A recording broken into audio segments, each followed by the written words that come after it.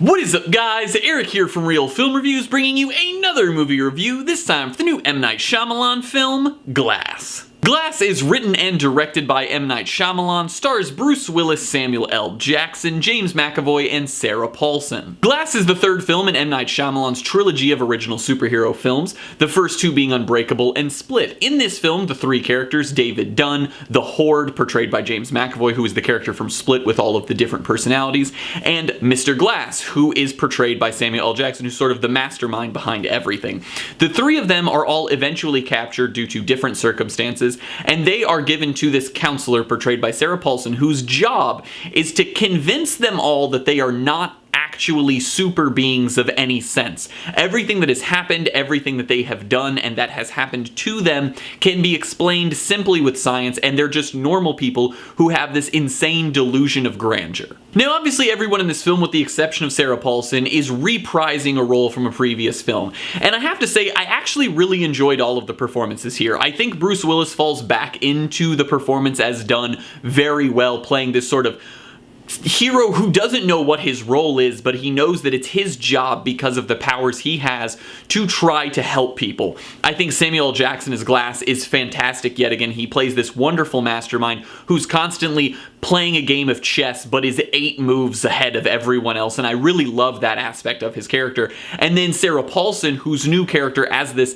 counselor therapist who's trying to help them all and make them realize they aren't actually superheroes, is really good. The way in which her character utilizes logic to try to convince these people who are so sure of what they believe is extremely interesting, and it even makes you as the viewer begin to question everything. And I think that that's a really great aspect of the storytelling in this film, is how much it makes you as the audience member feel like maybe you don't actually know what's going on as much as you think you do.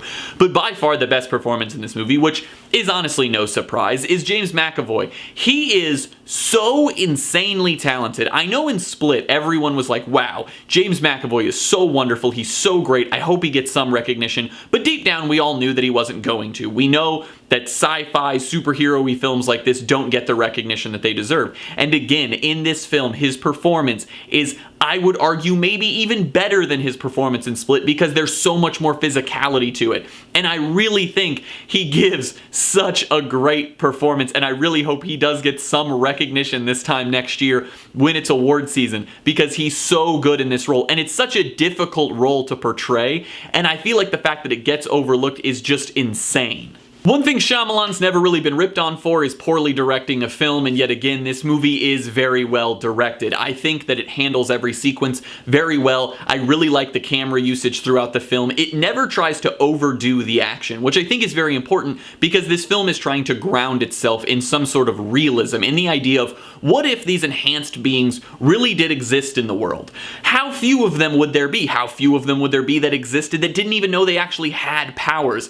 And I think that fact makes it so this film doesn't try to make itself feel like this massive superhero mashup giant fight film. It instead utilizes these characters' abilities, their alleged abilities, in fun and interesting ways without trying to over-highlight or make it feel insanely unrealistic. There's one really good fight scene in the film with James McAvoy's character early on, where the entire fight happens in the background of the shot. The foreground is something else, but in the background, we see him in this intense hand-to-hand combat fight. And I really like that. I really like the way that this film tried to underplay the abilities of these characters, because we don't know if their abilities are real. We're watching this film trying to figure out if they are. So it never tries to showcase it like, wow, it's undeniable. Like, we're seeing it from just far enough away, and there's just enough distance between it where we could be like, yeah, but maybe they're really not that strong or that powerful or that invincible. And then I really like, being as this film used a template of a comic book, that it utilizes other aspects of comic books. So each character gets an important person from their life that plays a role in the plot. We get a person from the Horde's past. We get Bruce Willis's character's son. We get Glass's character's mother. And I really love that in the film, because we get this sort of separation from these characters, where as Sarah Paulson is trying to convince them, she's also convincing the people around them that maybe this stuff isn't true. And as they begin to sort of waver in their beliefs about these people, so do we as the audience, and I really found that extremely impressive. Now, it's no secret at this point that Glass has been getting some fairly bad reviews, I would say, from higher up critics. And I can see why, however, I don't personally agree to the same extent. The big issue with this film is the end of its third act. It's the falling action. The climax, the big action, all of the craziness that happens in the story obviously goes down in the third act. Everything leading up to the third act, wonderful. Great storytelling, extremely impressive performances. And then throughout the third act, we still continue that. But then, as always with every Shyamalan movie, whether the twist is big or small, there's something that happens in the story that we didn't know about beforehand, and then it becomes aware to us, and then we, from seeing that, then know that this story is going this direction or that direction, but there could also be another twist. We don't know. And those things begin to happen near the end of the third act.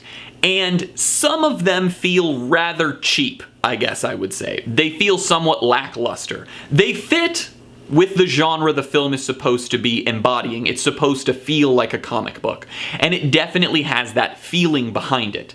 But it also has this cop-out-esque feeling to the ending. I'm obviously not going to spoil anything, but all I will say is I think the third act of the film sort of was a letdown for how good the past two films and the beginning hour and a half of this film was. The ending just sort of took a turn that, while it still worked very well and was still entertaining, I think they could have made it better. I'm gonna give Glass a B.